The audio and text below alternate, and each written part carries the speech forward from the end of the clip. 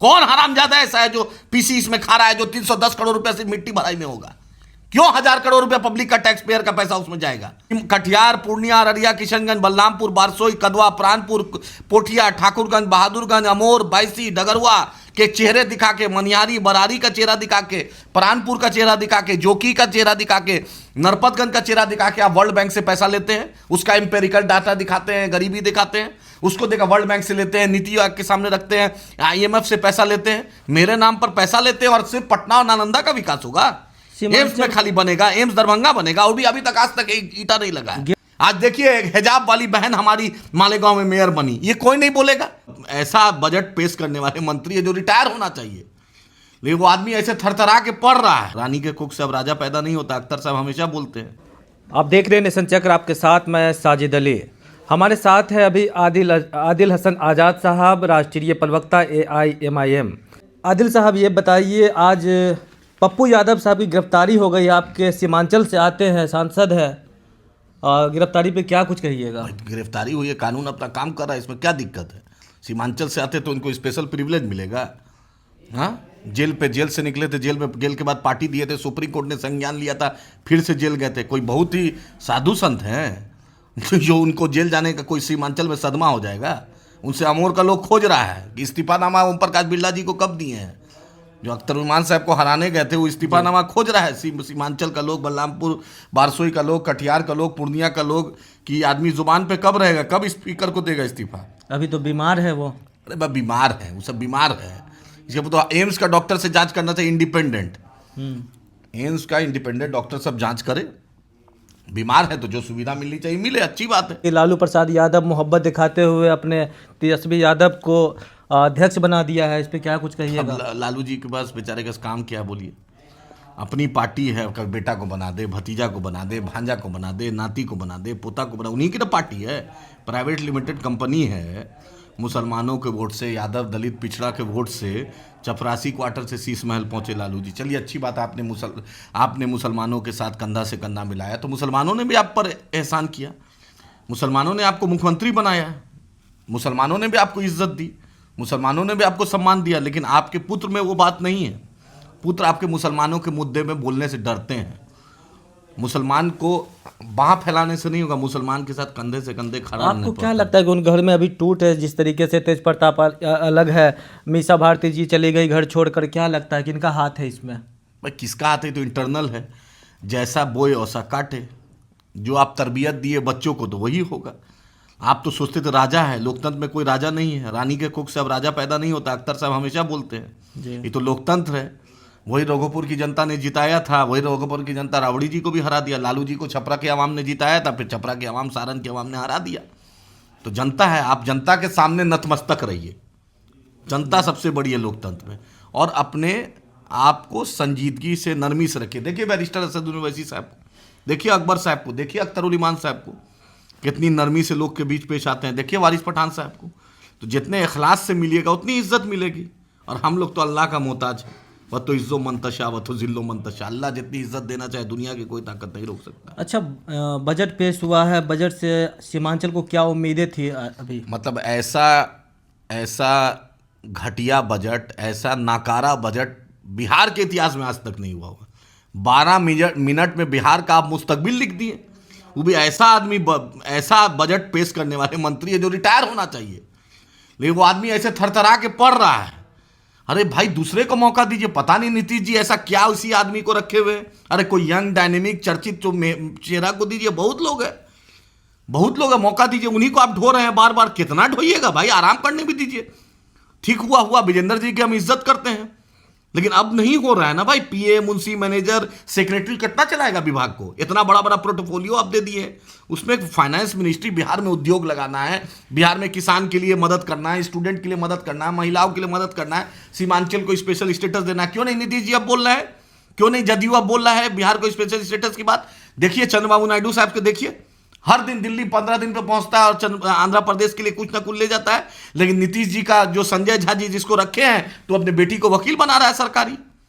कुछ नहीं हो रहा है, बिहार को कुछ नहीं मिल रहा है। जबकि नरेंद्र मोदी की सरकार, भाजपा की सरकार नीतीश जी, मांझी जी, चिराग जी और चंद्रबाबू नायडू साहब के मोहताज पर है, उसकी बैसाखी पर है।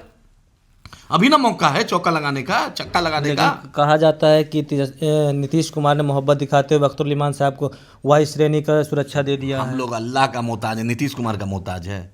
नीतीश जी अपने घर से अपना तनख्वाह से दिए हैं क्या सुरक्षा?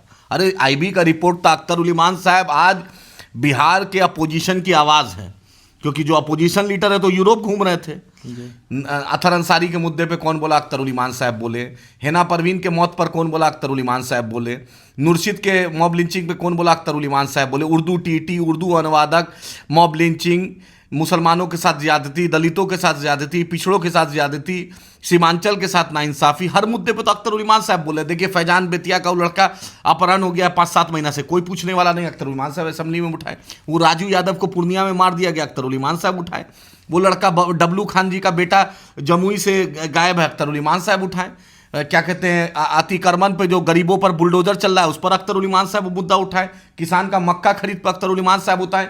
सीमांचल और बिहार के मुख्तलिफ इलाके में हॉस्पिटल में डॉक्टर रहे, स्टाफ रहे, अख्तर उल साहब उठाए।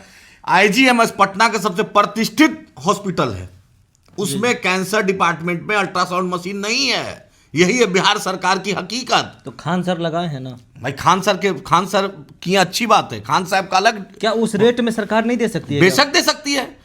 एक एक मंत्री पे जो 5-5 करोड़ों रुपया जो खर्च हो रहा है, एक संतरी पे खर्च हो रहा है, इनके लाजमात पे खर्च हो रहा है, आम आवाम को क्यों नहीं हो रहा है? नीतीश जी कब बनाएंगे 5000 बेड का पीएमसीएच हॉस्पिटल?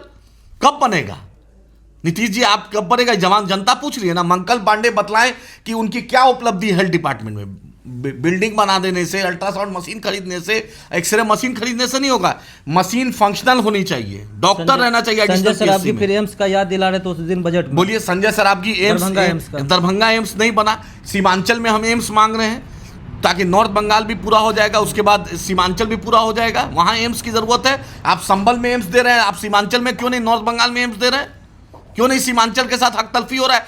कटिहार, पूर्णिया, अररिया, किशनगंज, बलरामपुर, बारसोई, कदवा, प्राणपुर, पोठिया, ठाकुरगंज, बहादुरगंज, अमोर, बायसी, डगरुआ के चेहरे दिखा के, मनिहारी, बरारी का चेहरा दिखा के, प्राणपुर का चेहरा दिखा के, जोकी का चेहरा दिखा के, नरपतगंज का चेहरा दिखा के आप वर्ल्ड बैंक से पैसा लेते हैं। उसका एम्पेरिकल डाटा दिखाते हैं, गरीबी दिखाते हैं, उसको देखा वर्ल्ड बैंक से लेते हैं, नीति आयोग के सामने रखते हैं, आईएमएफ से पैसा लेते हैं, मेरे नाम पर पैसा लेते हैं और सिर्फ पटना और नालंदा का विकास होगा।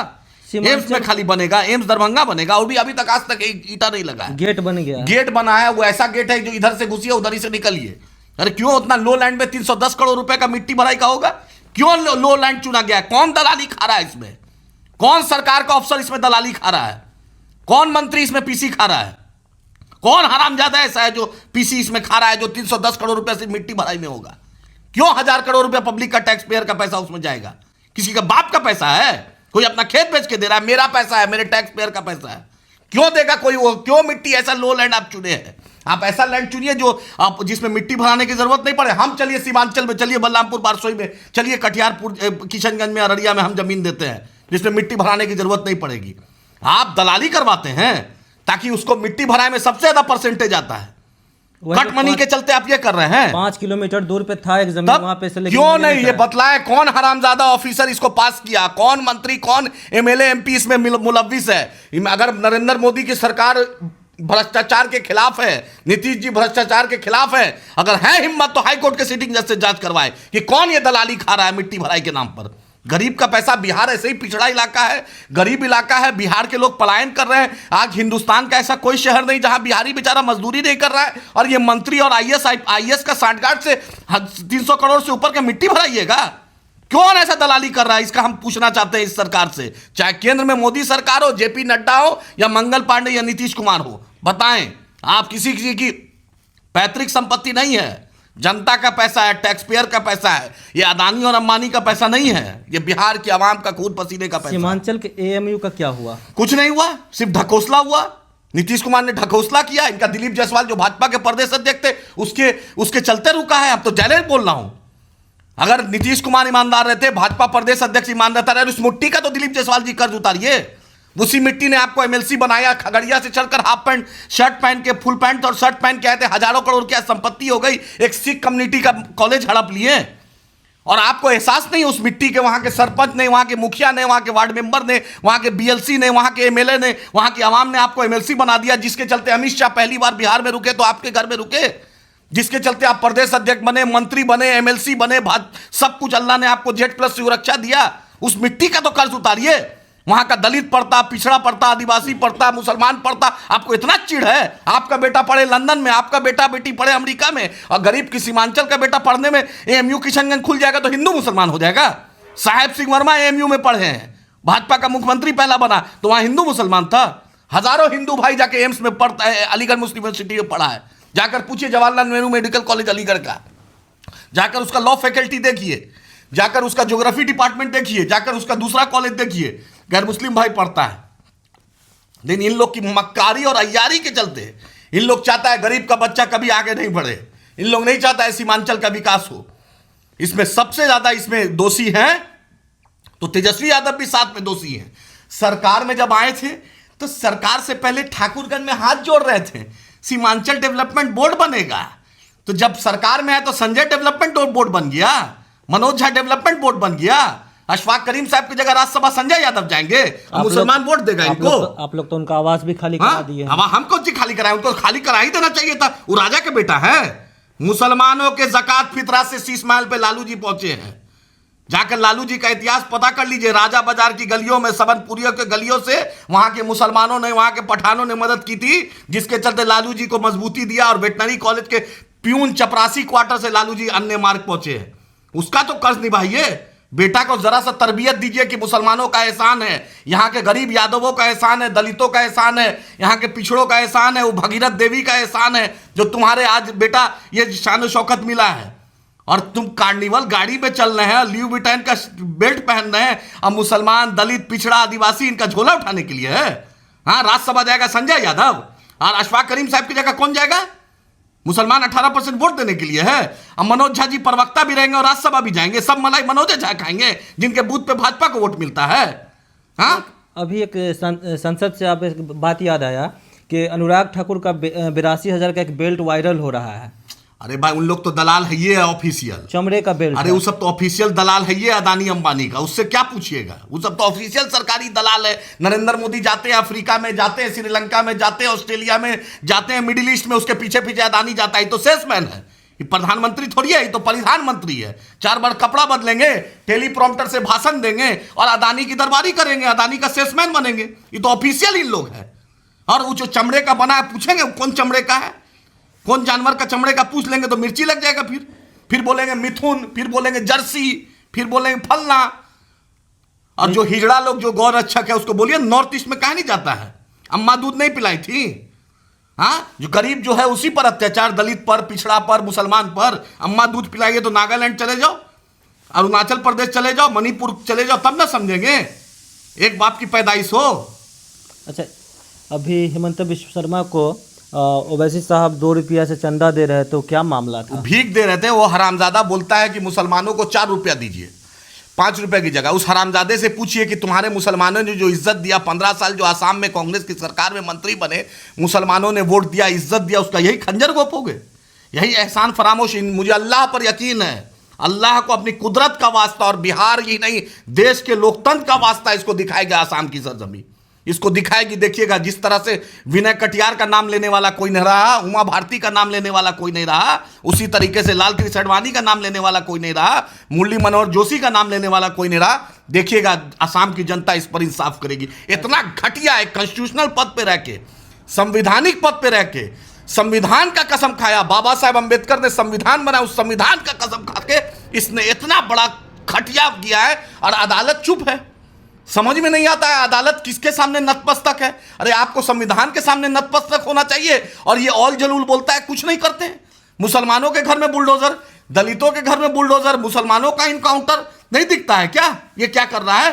इलाहाबाद हाई कोर्ट ने कहा है कि ये ऑफिसर को खुश करने के लिए, बड़े लोगों को खुश करने के लिए यहाँ पे इनकाउंटर हो रहा है। बेशक है। आप देखा जितना जो एनआईए केस चला, एनआईए का जितना केस लगा उसमें 96% इलाहाबाद हाई कोर्ट ने टर्न डाउन कर दिया। डॉक्टर कफील पे गलत किया इन्होंने, ऐसा सैकड़ों मामला है। देखिए बेचारा सरजील इमाम को पकड़ा हुआ है, उमर को पकड़ा हुआ है। अरे इतनी ज्यादती, 5-5 साल 6-6 साल से हम जेल के सलाखों पे रहेंगे और कोई कुछ बोलेगा नहीं। इंशाअल्लाह इंसाफ होगा। अल्लाह की कुदरत है, इस देश में संविधान है, जिसने भी किया है, मैं उस ऑफिसर को, उस लोग को बोलता हूं, याद रखिए, सुबह के बाद रात होगी, बरतानिया सरकार का भी कोई नाम लेने वाला आज नहीं है। आप गरीब नौजवान मजलूम को फंसाइएगा, इंशाअल्लाह ताला उस कुदरत का लाठी बेबोल है, आपके बच्चों पर, आपके नस्लों पर इंशाअल्लाह पड़ेगा।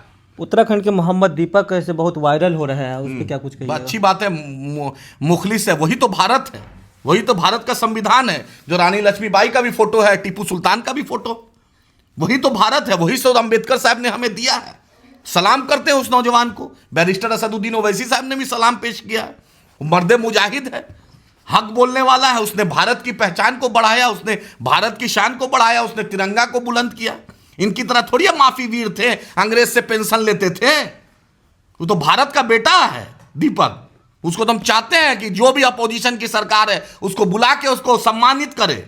इनकी तरह थोड़ी है। नजाकत जो है, कश्मीरी में पहलगांव के बाद जो पहलगांव के बाद जो गोली चलाया था, नजाकत बताया, छत्तीसगढ़ के 8 लोग को बचाया था, 8 लोगों को बचाया, और आरएसएस बीजेपी के लोग भी थे, उसको बचाया। लेकिन ये छत्तीसगढ़ सरकार उसको बुला के गले नहीं लगाई, एक माला नहीं पहनाया।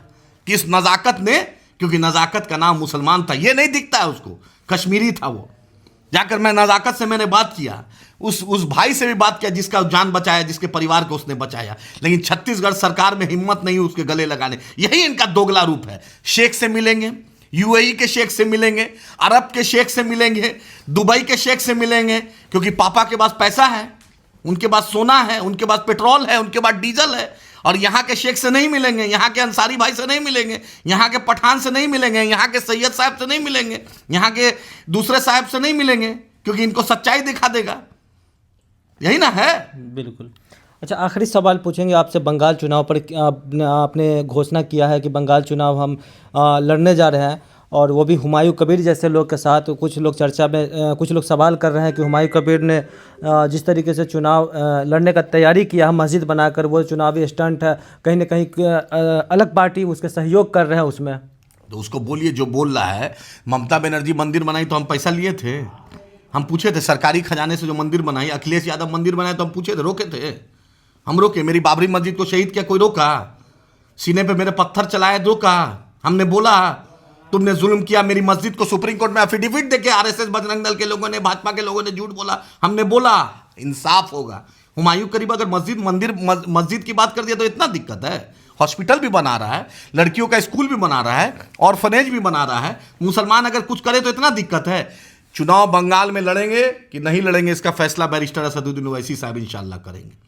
लेकिन हम चाहते हैं कि हिंदुस्तान के मुख्तलिफ रियासत में, चाहे बंगाल हो, झारखंड हो, बिहार हो, उत्तर प्रदेश हो, दिल्ली हो, राजस्थान हो, गुजरात हो, महाराष्ट्र हो, तेलंगाना हो, तमिलनाडु में, वहाँ पे एमआईएम का एमएलए रहे, ताकि 2 बजे रात में भी आप जरूरत पड़ेगा तो वहाँ पे उस एमएलए वो खड़ा रहेगा। आज मुंबई म्युनिसिपल कॉर्पोरेशन में मेरा 8 कॉर्पोरेटर है, अल्हम्दुलिल्लाह सुम्मा अल्हम्दुलिल्लाह।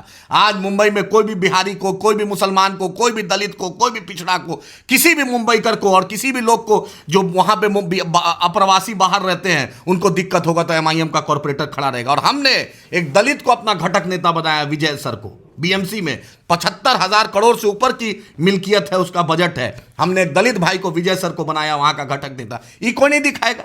आज देखिए, एक हिजाब वाली बहन हमारी मालेगांव में मेयर बनी, ये कोई नहीं बोलेगा।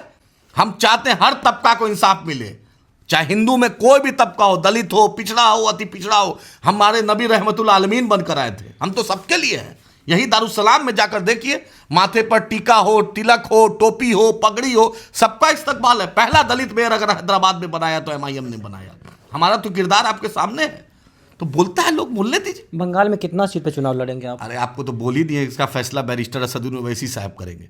मुझे इंचार्ज बना के भेजा है, रिपोर्ट मैं दे रहा हूँ, इंशाल्लाह बेहतर फैसला होगा। जो मेरा सदर फैसला लेगा हम लब्बैक कहेंगे, इंशाल्लाह चुनाव लड़ेंगे बलरामपुर में, बंगाल में। बलरामपुर से सटा हुआ है बंगाल। ठीक है, बहुत बहुत शुक्रिया।